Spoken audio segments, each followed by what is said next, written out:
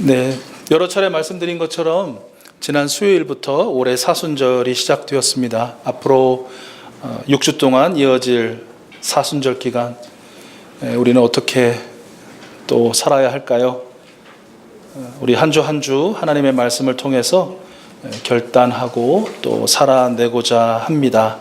오늘은 사순절 첫 번째 주일로 사순절의 삶, 믿고 고백한 대로 살기 라는 이런 제목으로 말씀을 함께 나누려고 합니다.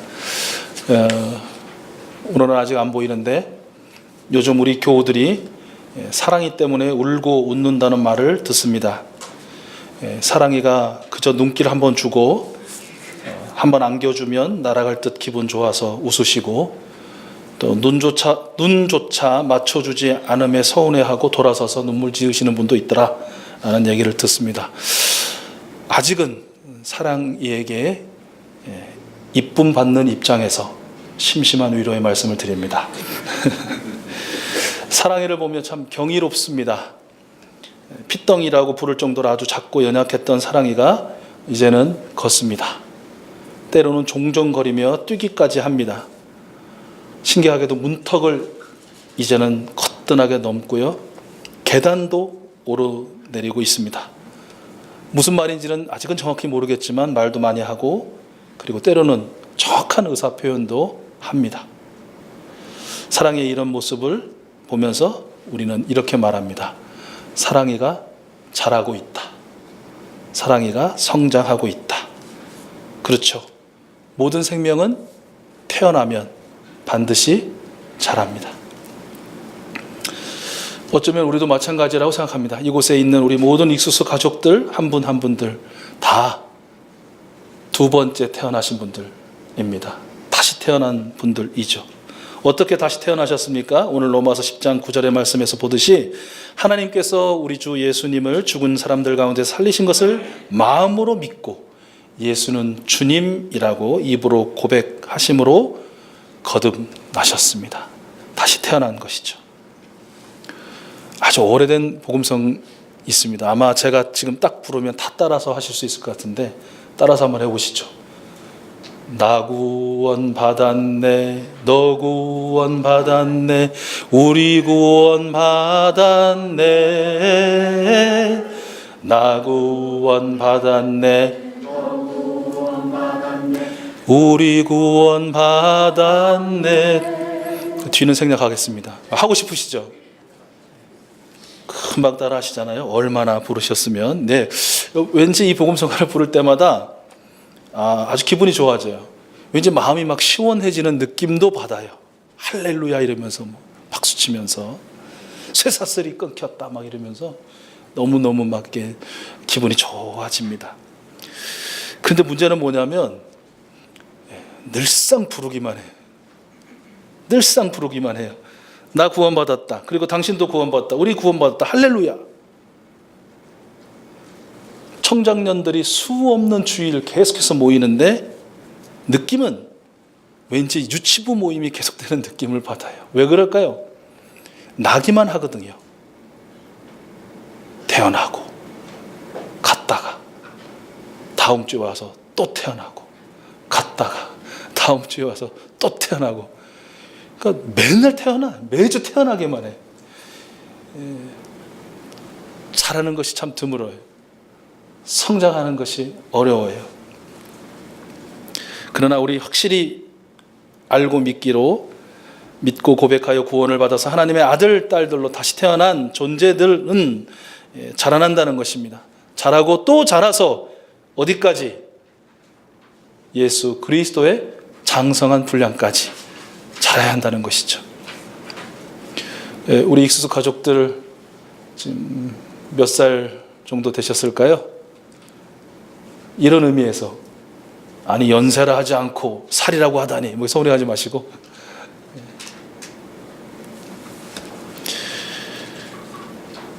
지금 어느 지점에 몇 세라고 할 때 좀 뿌듯한 분도 계시고 조금 또 부족함을 느끼는 분도 계시고 부끄러움을 느끼는 분도 계시겠지만, 그러나 여러분 모두는 잘할 것입니다. 성장할 것입니다. 예수님의 그 분량까지 여러분 꼭 자라게 되실 줄로 믿습니다. 아니, 하나님께서 성장시켜 주실 줄로 믿습니다. 어떻게 자라고 성장하나요? 우리와 똑같죠. 사람과 똑같죠. 하루하루를 살아내는 것. 하루를 살지 않는데 어떻게 자랍니까? 하루 살고 자라고 또 하루 살고 자라고 하루하루를 살아내야 하겠죠. 예수 그리스도의 부활을 마음으로 믿고 예수 그리스도를 나의 구주 나의 주인으로 하고 고백한 사람답게 매일매일을 살아내는 것입니다. 그렇게 자라나는 그 사람, 그이는 어떻게 구체적으로 사는가라는 것이고요. 이번 한 주간 또 우리 그렇게 구체적으로 살아내기를 원합니다. 첫 번째로 그는 이 말을 입에 달고 삽니다. 어떤 말일까요? 따라서 한번 해보실까요? 모든 것이 그 뒤는 여러분 해보십시오.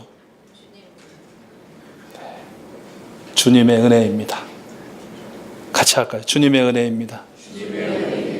모든 것이 주님의 은혜입니다.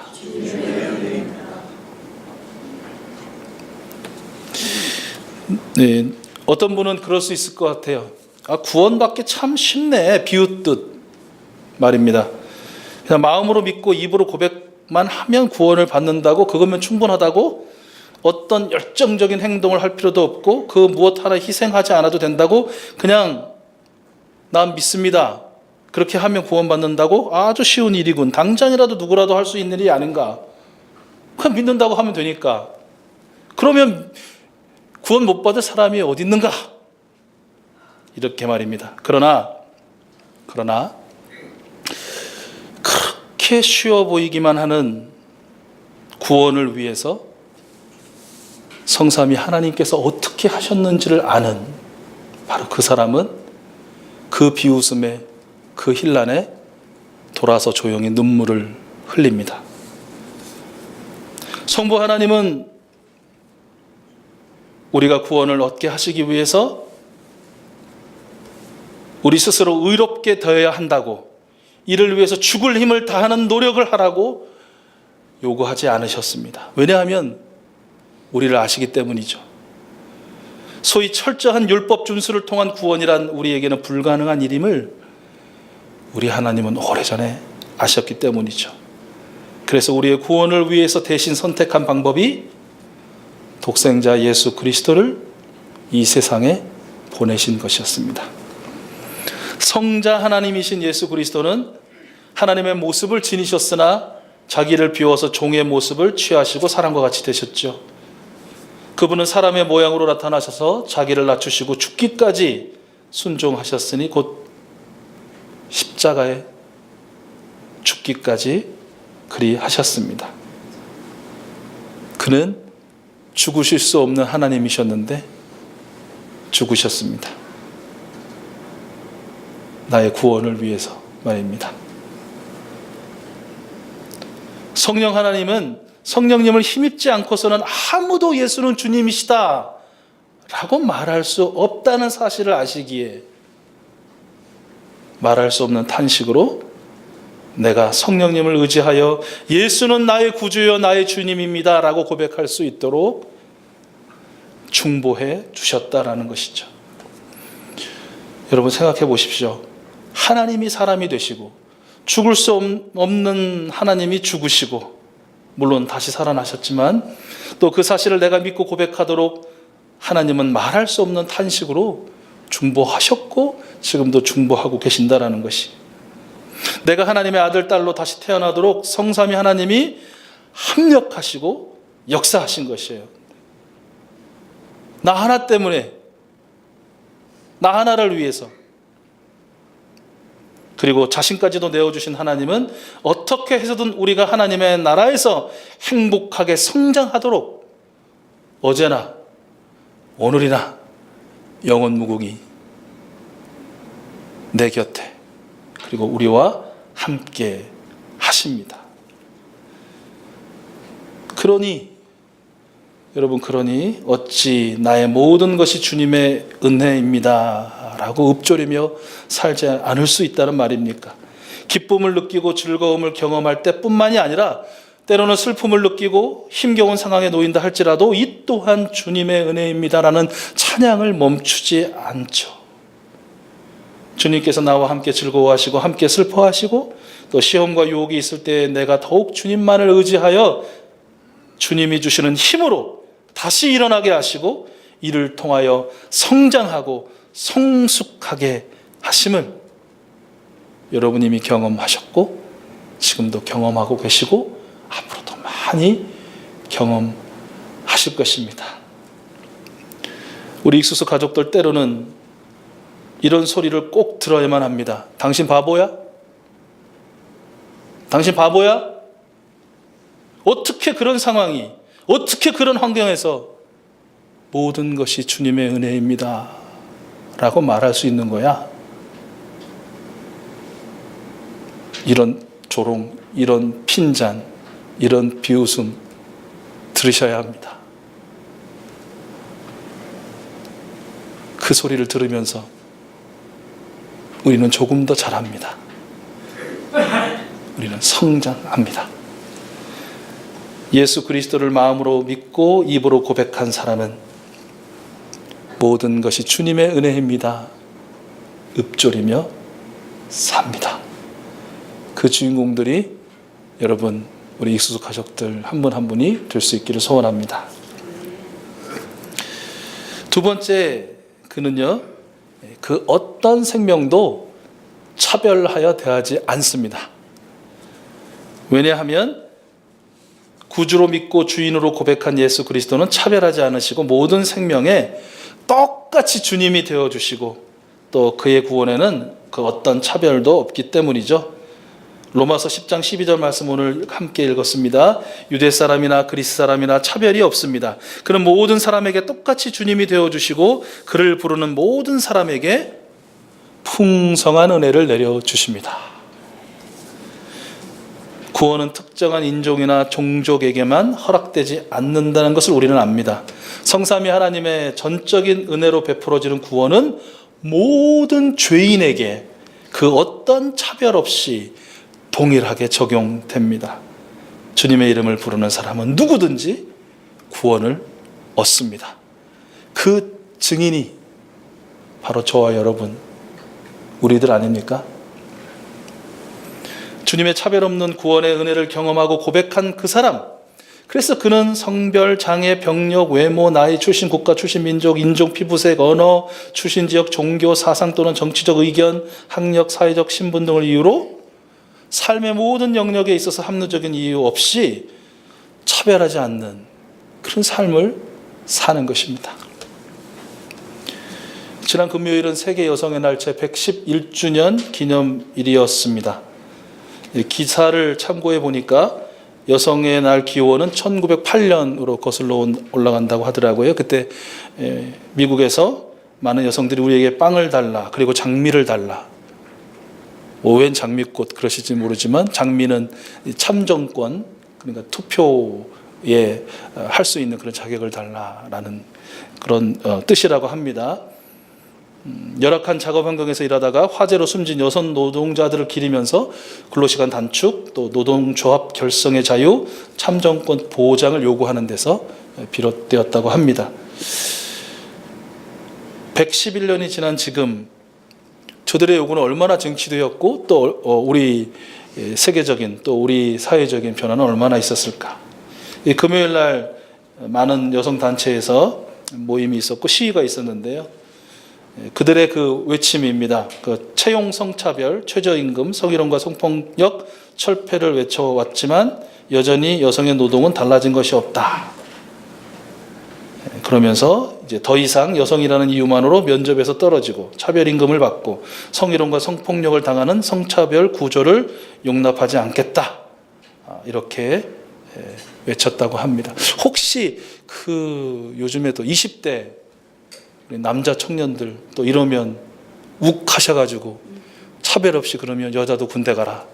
또 이렇게 또 이렇게 뭐죠? 이렇게 막 분으로 응대를 한다고 하는데 그러면 자매들 그럽니다. 그러면 너 애 낳아라 그럽니다. 큰일 납니다. 애 낳을래 군대 가려면 저는 군대 가겠습니다. 한 번 더 그냥. 이렇게 감정적인 접근으로 접근해서는 안 된다는 것이죠.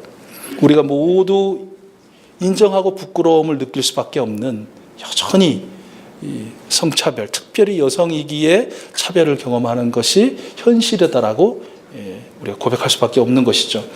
교회는 유별납니까? 아니, 더 유별나게 차별이 많은 것 같아요. 한번 둘러보세요. 여성이 많아요? 남성이 많아요?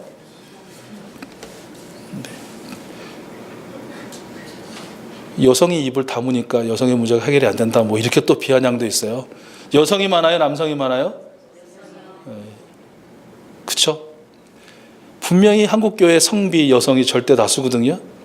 근데 그 차별이라고 볼 수 있는 문제, 여성 교육자들, 그러니까 목회자들의 성비를 보십시오. 또 교회의 당회, 소위 당회 장로님들 성비를 보십시오. 또 교회 대표들이 약 1,500명, 우리 교단에 한정해서 보면 1,500명이 모여서 1년에 한 차례씩 회의하는 그 총회의 총대 성비를 보십시오. 사회에서, 직장에서 성비가 이러니 성차별이다라는 것은 명함도 못 내밀 정도로 아주 심각한 그런 불균형을 보이고 있습니다. 또 목회자에 의한 교회 내 성희롱과 성추행, 심지어 성폭행까지 사회로부터 얼마나 많은 지탄을 받고 있는가. 또 교회 밖을 벗어난 기독교인들이 보여주는 이 사회에서의 성차별적인 언사와 행위는 또 얼마나 많은 그런 부끄러움을 자아내고 있는가라는 것이죠. 도대체 왜 이럴까요? 도대체 왜 이럴까는 조금 뒤에. 그리고요, 한편 여러분, 우리가 지난 연말에 나누어 드린 우리 교회 이름이 이렇게 인쇄된 탁상 달력 잘 활용하고 계십니까? 네. 혹시 오늘이 무슨 날이라고 녹색으로 적혀 있는지 보셨는지요? 혹시 내일이 무슨 날인지 녹색으로 적혀 있는지 보셨는지요? 날짜만 보지 내가 왜 굳이 녹색을까지 보냐, 이렇게 생각하실 수 있는데, 오늘이 탈핵의 날이고 내일은 8년 전 일본 후쿠시마 핵사고가 있었던 날이라고 잘 기록이 되어 있습니다. 종종 봐주십시오. 그래서 위에서 기도해 주시고 또 참여해 주셨으면 좋겠고요. 어쨌든 지난 3주 만에 어제 그야말로 숨 쉴 만한 그런 저희들이 이렇게 하루를 보내셨죠. 파란 하늘까지 보게 돼서 얼마나 기분도 상쾌하셨습니까? 그러나 다시 공기질이 나빠지면 또 우리는 불평할 겁니다. 그렇죠? 못 살겠다고. 근데 우리는 압니다. 왜 이런 일들이 벌어지는지. 화석연료를 무차별적으로 무제한적으로 캐내어 뽑아내고 또 우리의 편리를 위해서 마음껏 사용한 대가 아니겠습니까? 오래전부터 이야기되어 왔던 인간에게 주어진 자연 생명의 보복, 복수라는 거 알잖아요. 그러나 그럼에도 불구하고 우리는 그 어떠한 편리의 한 부분도 포기하기 싫어합니다. 그래서 우리는 멈추지 않을 것 같아요. 그래서 어떤 분은 화석연료 대신 원자력을 쓰자고 그래요. 얼마나 완전한 청정연료인가. 전사님께 이제 이 부분은 잘라달라고 말씀드리고 이야기해야지. 제가 그 대전에서 2년 정도 부교육자 생활할 때 카이스트 그리고 키스트 원자력 또 연구소 이런 것들이 있어가지고 그 교회에 원자력 박사들이 엄청 많으셨어요. 원자력 얘기를 할 수가 없어요. 얼마나 원자력이 좋은 건데 안전한 건데 청정 연료인데 우리에게 얼마나 많은 이득을 주는데, 그래서 원자력에 요만큼이라도 좀 부정적인 말을 하면 그분들이 박사님들이 포닥이라고 하죠. 포스트 닥터, 그러니까 박사 이후 과정까지 밟으신 분들이 오셔가지고 목사님 그건 아닙니다 이러면서 뭐 자료 드릴까요 뭐 이렇게 하셔가지고. 청정 연료인지도 사실은 정확히 잘 모르겠습니다. 왜냐하면 나오는 그 폐기물들을 어떻게 처리해야 될지 아직까지 그분들도 정확한 방법을 모르고 그것이 지구의 종말 때까지 같이 그렇게 간다고 하니 모르겠어요. 그런데 분명하게 그분들에게도 말씀드릴 수 있는 건 안전한 연료는 결코 될 수 없다라는 것 아닙니까? 이건 누구나 다 동의할 수 있는 거 아닙니까? 그것이 멀게는 러시아 체르노빌 핵사고 때 우리는 보았고요. 가깝게는 후쿠시마 핵사고가 증명해 줍니다. 얼마나 많은 사람이 죽었고 얼마나 많은 땅이 죽었는지 모릅니다. 그리고 내일이면 8주년이 됐는데도 불구하고 그 일대는 여전히 엄청난 핵사고의 후유증에 시달리고 있다라는 것이 계속 전해지고 있습니다. 그래서 어떤 이는 화석연료냐 원자력이냐 라는 이게 선택하라는 것은 우리에게 양잿물을 마시겠느냐 독극물을 마시겠느냐는 말과 같다. 이런 비유를 드시더라고요. 우리에게는 둘 다 필요 없고 맑은 물을 달라. 이렇게 말씀하십니다. 국민에게 권력을 위임받은 정부는 마땅히 해결책을 마련해야 되겠죠. 그런데요, 이 해결책이라는 것이 그냥 상식적으로 실제가 되려면 한 가지가 필수예요. 뭘까요? 네, 우리의 희생과 포기가 뒤따라야 된다는 것이에요. 우리가 포기하지 않고 우리가 희생하지 않고 지금 달려온 대로 달려! 더 달려! 이런데 어떤 자연이 살아나고 또 그와 함께 더불어 살고 하나님이 우리에게 주신 그 참 좋았던 그 상황 속에서 우리가 같이 살 수 있다. 이것은 거짓말이죠.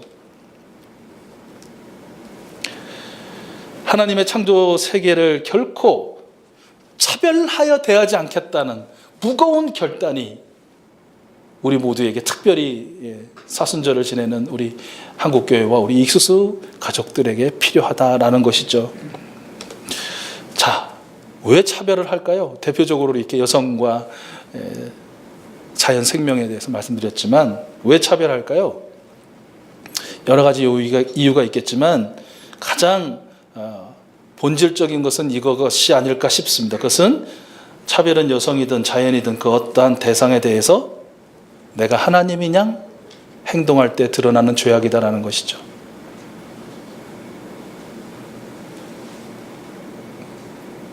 내가 기소하고 내가 재판하고 판결까지. 그래서 그 죄악인 차별 당연하지도 않고 무덤덤하게 모른 척 해서도 안 된다. 슬퍼해야 하고 분노해야 하고 외쳐야 하고 또 개혁해 나가야만 하는 것이다 라는 것입니다.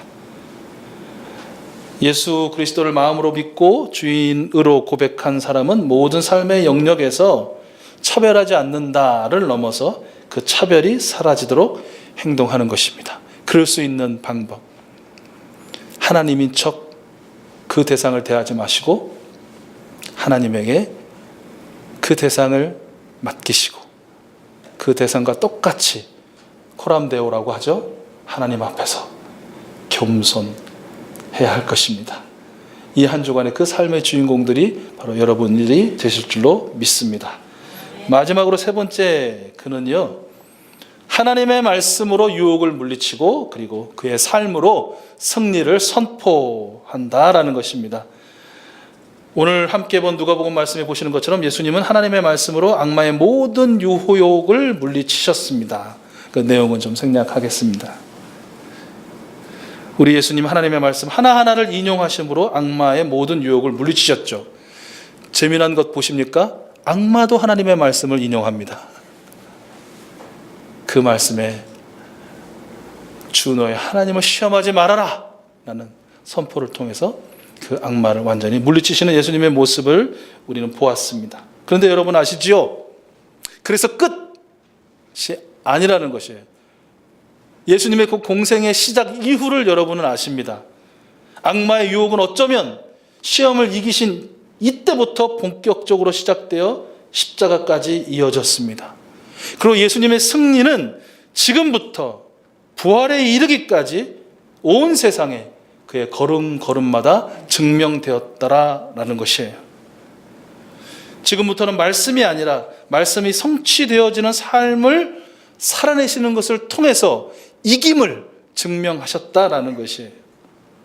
어쩌면 예수님의 공생애는 성삼위 하나님이 이루실 구원을 위한 매 순간마다의 유혹과의 전투의 기록이고 승리의 기록이다라고 할 할 수 있을 것입니다. 그래서 예수님을 믿고 고백하는 사람은요, 악마의 유혹이 없기를 바라는 사람이 아니라 있을 수밖에 없는 유혹을 하나님의 말씀으로 물리치는 사람이다라는 것이. 그리고 그는 말의 유혹에서 실제의 유혹으로 더욱 강력하게 힘을 발휘하는 악마를 이길 수 있는 유일한 방법이 이것밖에 없는데, 하나님께 순종하고 순복하는 것, 하나님의 말씀에 순종하고 순복하는 것, 심을 알기에 그런 삶을 살아내는 사람이다라는 것이에요. 어떤 우리 성도님의 고백입니다. 하루를 시작하면서 한 말씀이라도 붙들지 않으면 그 하루를 살아내기가 힘듭니다. 여러분 동의하십니까? 그 하루 한 말씀을 붙들어도 하루라는 삶의 현장은 지속적인 시험이고 지속적인 유혹이라는 것이. 물론 시험에 빠지기도 하고 유혹에 걸려 넘어지기도 하지만 하나님의 말씀은 다시 나를 붙들어 빠지려 할 때 건져주시고 넘어지려 할 때 일으켜 세워주십니다 라는 고백이었어요. 여러분, 이것이 하나님의 말씀으로 유혹을 이기고 그 승리를 기록해 나가는 하루하루의 삶이 아니겠습니까? 우리 익수수 가족들 매일이 이러한 말씀으로 유혹을 이기고 삶으로 그 승리를 증명해낼 수 있는 그런 귀한 삶이 될 수 있기를 축복합니다. 말씀을 정리합니다. 여러분, 사순절 이제 오늘 첫 번째 주일을 지나서 한 주간 여러분 살아내실 것입니다. 하나님의 자녀로 조금 더 자라고 성장하시는 것을 경험하실 것입니다. 그래서 그 경험 가운데 여러분은 모든 것은 주님의 은혜입니다 라고 읊조리며 사십시오. 한번 같이 해볼까요? 모든 것이 주님의 은혜입니다. 더 괴롭고 더 힘들고 더 짜증나고 더 분노가 치밀어 오를 때 이렇게 얘기하십시오. 모든 것이 주님의 은혜입니다. 더 쑥 자라는 것을 아마 경험하실 거예요. 느끼실 거예요. 그리고 여러분, 모든 차별 버리는 건 기본, 그리고 차별을 미워하는 여러분들이 되시기를 바라고요. 그리고 매일 하나님의 말씀을 취하시고 그 말씀으로 악마의 유혹을 이기고 삶에서 그 승리를 세상에 증명하는 여러분들 되십시오. 성부, 성자, 성령 하나님께서 이 한 주간도 저와 여러분과 우리 모두와 함께 하실 줄로 믿습니다.